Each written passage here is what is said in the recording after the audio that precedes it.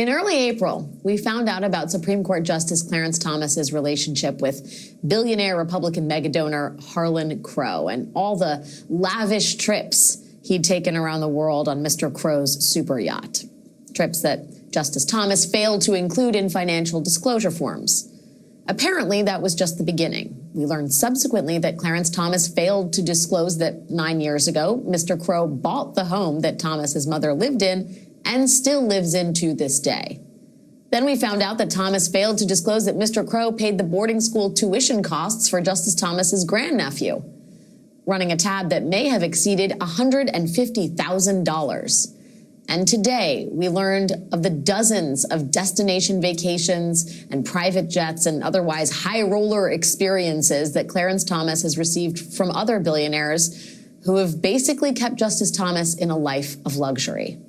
And we have learned all of this thanks to dogged investigative reporting from ProPublica. Joining me now is Jesse Eisinger, senior editor at ProPublica, who's overseen all of the Supreme Court coverage. Jesse, first of all, congratulations on a really, really important reporting that I know must have been time-consuming and difficult. It's invaluable. It is a public service. But secondly, I mean, I was struck by the scale of this. And as a layperson that has not overseen all this coverage, is there any parallel in history to a justice taking this much from a group of wealthy individuals? Yeah, that's a great question. And thanks for having me. And it's very flattering. And we were flabbergasted by that, too. Where does the guy find the time? 38 vacations in fewer than 30 years, and on the court, that is. And it's surely an undercount.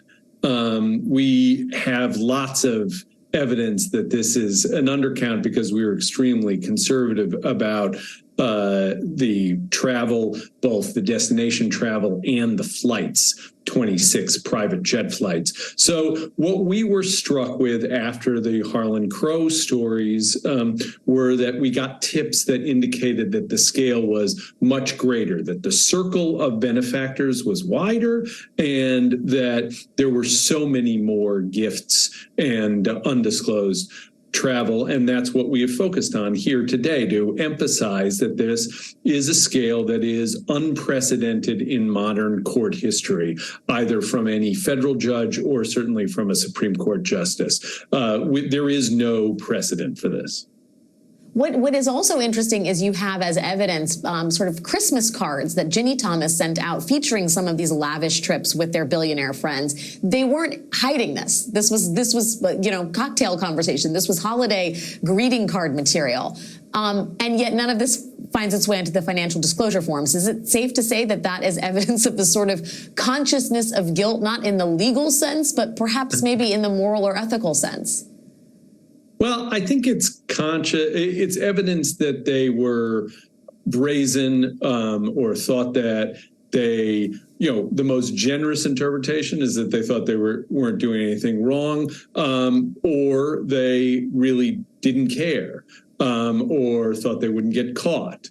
And it is quite remarkable, and part of our massive trove of evidence from Ginny Thomas's own cards, the pictures saying they were hosted in this multitude of events. And there's some delicious details in there, such as he's got a kind of buddy lawyer who's an attack dog, Mark Paletta, and Paletta and his wife serenaded the Thomases with their own song at one of these festivities. So there were great details, but you're right that it was in the open. It was a kind of, it was there to be seen and hasn't been for decades, which is a kind of remarkable in and of itself, and a comment on how we've covered and perceived the court up until only very recently.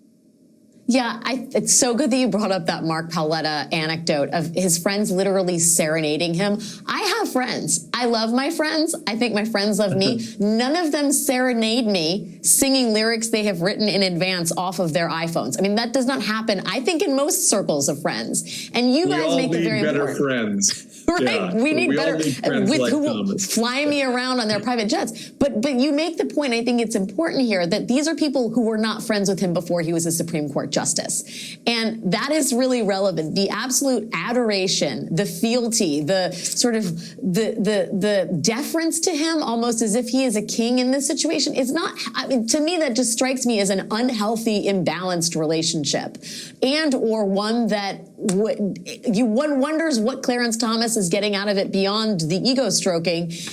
They don't have business before the court, but it just seems wildly asymmetrical. Did it seem that way to you? Absolutely. And that's an extremely important point that you've just raised. Crow, Novelli, Huizenga, and Sokol are all friends that Thomas made after he joined the court. And we have the top ethics official in the Obama administration who had served in other administrations saying that he actually told people, the wealthy friends that you have are the wealthy friends that you have before you join the government. You're not allowed to make new rich friends. That's something that he actually said to people to emphasize their ethical responsibilities. And here, Thomas is flouting that in this extraordinarily brazen way. And there's a question of why. Why are these ultra-wealthy conservative donors enveloping Thomas in this life of luxury that he couldn't afford on a public servant's salary? And I'm going to leave it to others to speculate. As you said in your introduction, we haven't found cases that these men had before the court directly, but there is a way that Thomas has become ensconced in a world, a protective world of adulation, where all of his ideas are echoed back to him. Maybe they are given to him or they're discussed in ways that, and we don't have evidence for this, but it's certainly a supposition that this is a chamber of, as you say, adulation and